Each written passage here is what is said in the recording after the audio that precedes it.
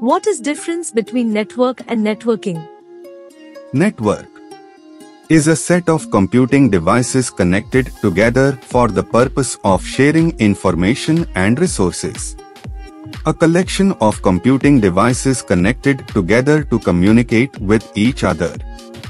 Networking is the total process of creating and using computer networks with respect to hardware, protocols, and software, including wired and wireless technology.